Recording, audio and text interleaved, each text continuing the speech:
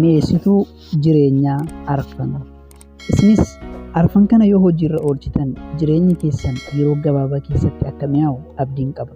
Maatii koo akkam jirtan? Nageenyi koo bakkuma jirtanitti isin bira haa ga'u. Viidiyoo tana irraa waan argattuuti hanga xumuraatti na waliin tura. Warreen chaanaalii koof haarawaa taatanis sabiskiraayib gochuun maatii ta'aa. Inni jalqabaa waraana keessoo mo'achuu.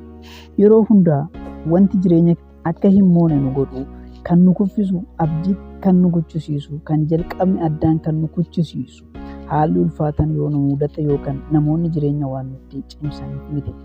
Jireenya keenya kan nu jalaa balleessu gaafa waraana keessoo keenya mo'amnedha.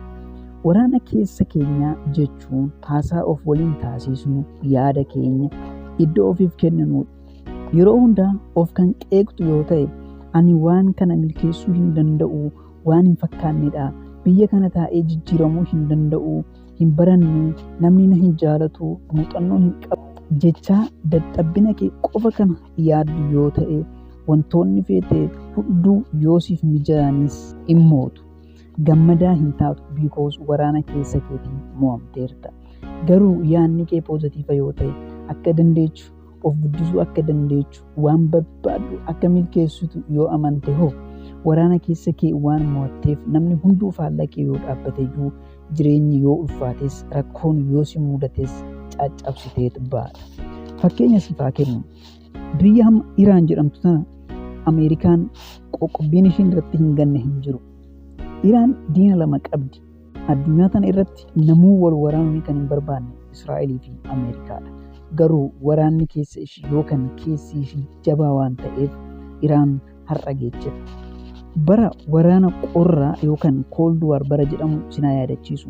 Ruusiyaa fi Ameerikaa gidduutti walitti bu'iinsa waraana directly face to face osoo hin taane ideological war yookaan olola teeknooloojii maal kanaan dorgommiirra bara jiran sanitti Ruusiyaan cimtee turuu kan dandeechi aga bara 1980moota xumura irratti qofa. Sababni isaa bara sanii waraana keessoo ishee waan mo'atamteef dadhabbina keessoo isheeti. Sababni ishees biyyoonni federeeshiniidha jettee of jiratti qabdee bulchaa turte sun hunduu federeeshinii ishii jalaa ni bahan. Kanaaf ni dadhabde, ni kufte turte bara sanitti. Maaliif waraana keessoo ishee san mo'achuu waan dadhabdeef. Kun mi'eessituu jireenya isa tokkoffaadha. Waraana keessoo keessan mo'adha. Lammaffaa ofirratti hojjechuudha. Jim Rohn yeroo hundaa akkas jedhamitiire.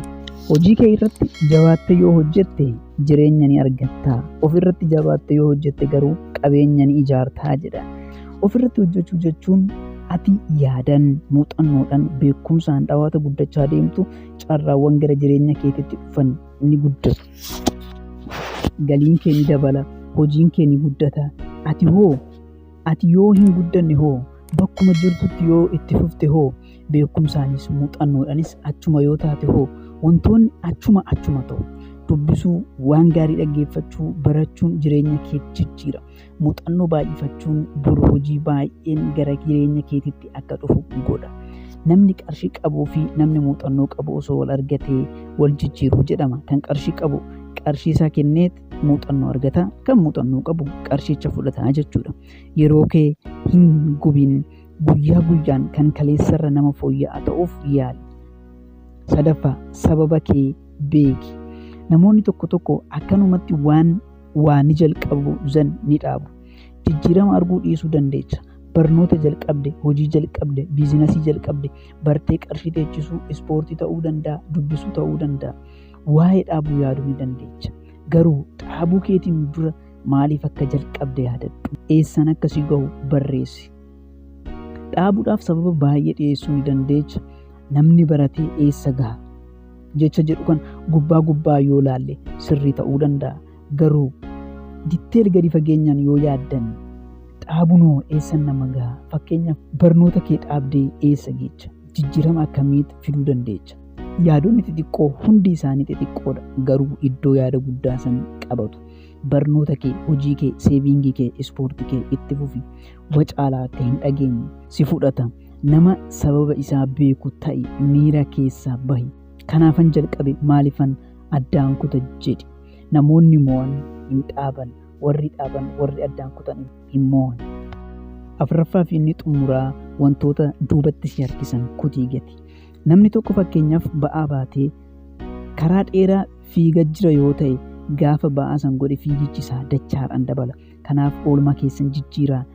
Namoota sin cunqursan hin dandeechan warra siniin jedhan abdii warra sin kuchisiisan irraa fagaachuu qabdan. Namoota kanneen irraa fagaachuu qabdan. Bartee haaraa yoo jalqabdan moofa san dhiisuu qabdan. Amala nama biroo wantoota duubatti sin harkisan kutuu qabdan. Isaan baachuu dirqama hin qabdan. Oduu badaa dhaggeeffachuu wantoota siniif hin malle bira ooluu hin qabdan. Bilisummaan yaaduu qabdan. Maatii koo hanga ammatti waan nuti galatooma viidiyoo biraatiin hanga wal garuutti nagaan naaf tura. Baay'ee.